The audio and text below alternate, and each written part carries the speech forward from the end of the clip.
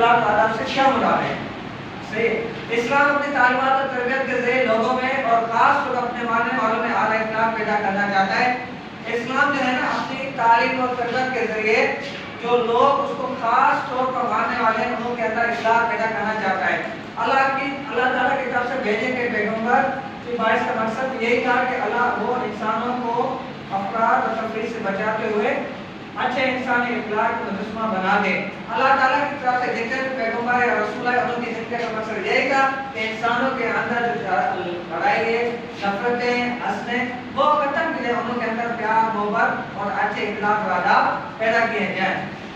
اس میں سے چند نہایت اہم اسباب مثلا سخاوت کی فضیلت اور بخل کی مذمت، میانہ روی، مساوات، محنت کی عظمت، ماحول کی آلودگی اور اسلامی تعلیمات اور حقوق العباد، رشتہ دار، مہمان اور مریض اس باب میں دیے جا رہے ہیں۔ تو اس کے چوتھے باب میں سب سے پہلا جو مین ٹاپک ہے وہ ہے سخاوت کی فضیلت اور بخل کی مذمت، یعنی اسلام کے اندر سخاوت کی کتنی اہمیت ہے اور اگر ہم غور کرتے ہیں تو اس کی کتنی مذمت ہے، اس سے انسان کو کیا فائدہ ہوتا ہے اور انسان کو کیا نقصان ہوتا ہے۔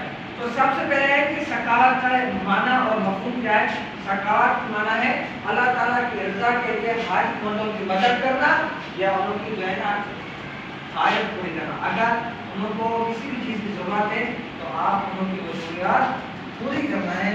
یہ بات ذہن نشین کرنی چاہیے کہ سخاوت کا مفہوم صرف مالی قربانی تک محدود نہیں ہے، بلکہ اپنی ہر قسم کی صلاحیتوں سے دوسروں کو فائدہ پہنچانا بھی سخاوت ہے۔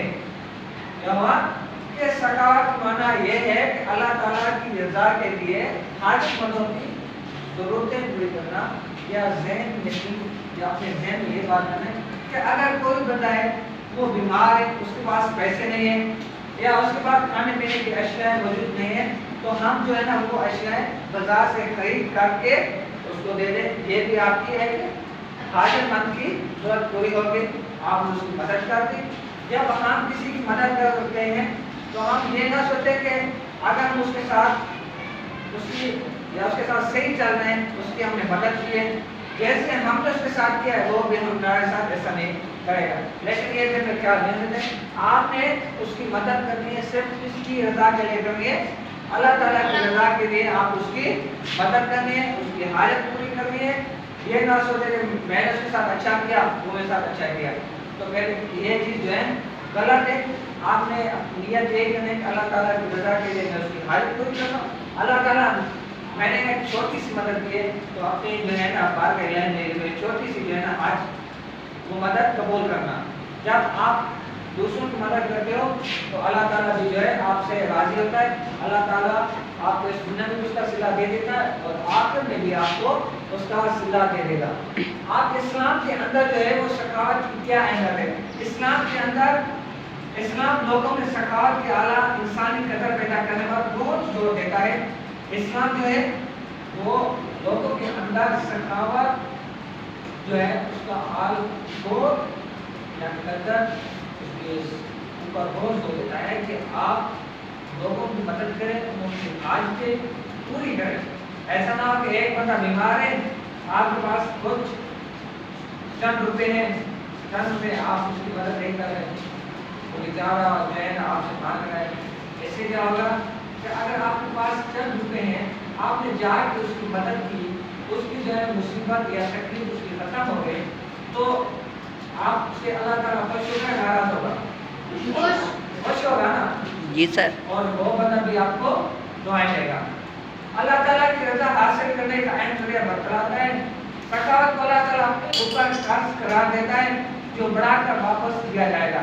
اگر آپ کسی کی مدد کر رہے ہو یا زکات دے رہے ہو تو اللہ تعالیٰ اس کو اپنے اوپر قرض سمجھتا ہے۔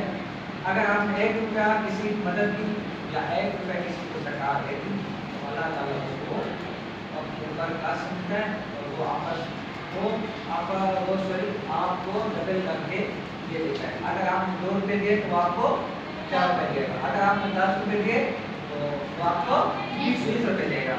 پھر اللہ تعالیٰ سخاوت کو اللہ تعالیٰ تزکیہ نفس کا ذریعہ قرار دیتا ہے۔ ایک جگہ مومنوں کی خوبیاں بیان کرتے ہوئے قرآن مجید میں ارشاد باری تعالیٰ ہے وَمِمَّا رَزَقْنَاهُمْ يُنْفِقُونَ